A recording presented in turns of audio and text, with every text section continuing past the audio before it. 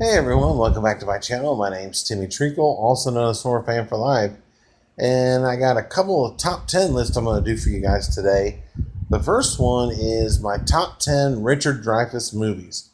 Now, this will be an update of a video I did a while back.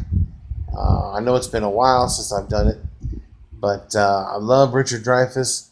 He's one of my favorite actors, and I decided to go ahead and update it, my top 10 movies by Richard.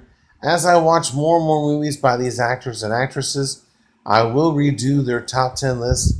As more movies I watch with them, the list is going to change. So, even if I have done them before on my channel, this will be an updated version of that as I watch more of their movies.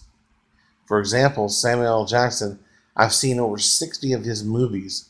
So yeah, I'm going to have to do more of those lists.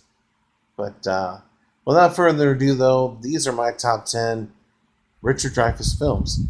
Coming in at number 10 is Stand By Me. I love his narration during the movie, playing an older Gordo in the movie. And yeah, he's perfect to do a narration for a movie. Number 9 is Dillinger. Number 8 is James and the Giant Peach. Number 7 is Goodbye Girl. Number 6 is Always. Number 5 is What About Bob? What About Bob? Even though I know him and Bill Murray didn't get along on the set during the filming of this movie, they have since let bygones be bygones and have squashed their beef. But you can't deny how funny this movie is. It's not talked about a whole lot either in the comedy genre. And I think it's an hilarious movie, very underrated, and I highly recommend you check out What About Bob? Number 4 is An American Graffiti. This is one of my favorite movies of all time as far as the movie soundtracks goes. Oh my God, one of the best. You have a lot of great rock and roll. Del Shannon, you got the Beach Boys. You just got so many artists in this movie, and you have a young Harrison Ford in this movie, along with Ron Howard, of course, Richard Dreyfuss, Cindy Williams. A great cast in this movie, and it's about a bunch of high school kids who, after some of them graduating or deciding what they want to do, whether they want to go off to college or if they want to stay home, like relationships. Dreyfuss's character is chasing around a girl all night who he sees in a nice fancy car. He's debating whether or not he wants to go off to college back east or not. There's a lot of choices they are having to make, and it's really difficult for them because a lot of them, they're all great friends. There are I think there's 8 of them, 7, 8 of them that they focus on in this movie, and even an older character in this movie, John, who I love. I love his character, but he's more stuck on just being young and not wanting to grow up around these younger kids. But to each their own. But it's a great movie. I highly recommend you check out American Graffiti. Number 3 is Close Encounters of the Third Kind. A great sci-fi movie. Oh my God. Richard Dreyfuss's performance is phenomenal. It's a great movie. If you're looking for a good sci-fi film, Close Encounters of the Third Kind is where it's at.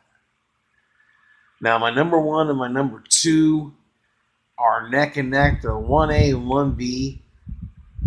I love horror movies, but I love comedies as well. And coming down between these two, it was really tough. But coming in at number 2 is Jaws. Jaws is going to be forever a classic movie. I never liked going in the water mainly because I couldn't swim. But I'll never go in the water, especially in the ocean. or big bodies of water because of this. And with Jaws, a lot of the millennials today are confused of why this movie is so popular. It's popular because it builds the tension before you actually see the shark, and that's why the movie's so scary, because you don't see what's doing the killing, and that's the thing about the movie. What makes it great is all the tension that it builds, and then the third act. Oh my lord! Some of the second act moving into the third act is just craziness, and Jaws will forever go down as one of the best horror films of all time. And Bruce the Shark, no matter how many problems they had with that thing, they made an excellent movie. And practical effects just don't get used as much as they used to when I was growing up. And it sucks because it hurts the movies with all the CGI stuff. Some of the CGI stuff's good, but you can't CGI a shark. I'm sorry. This was just perfect. Even though it didn't work perfectly on the set, it still looked great. And my number one Richard Dreyfuss movie is Stakeout. Stakeout is a buddy cop comedy starring Richard Dreyfuss and Emilio Estevez, who, after a prison breakout, this cousin breaks his cousin out of prison, and they go on the run. And so you have the two cops, played by Emilio and Richard respectively, who are assigned to Stakeout with two other people watching this woman's house, who is the former girlfriend of the guy who was broken out of prison. And while they're watching her, Richard develops a relationship with her, and when she shouldn't have, he breaks the rules when it comes to stakeouts. But he's a player, really can't help himself. Emilio's character is married, which is great. But these two paired together is freaking hilarious.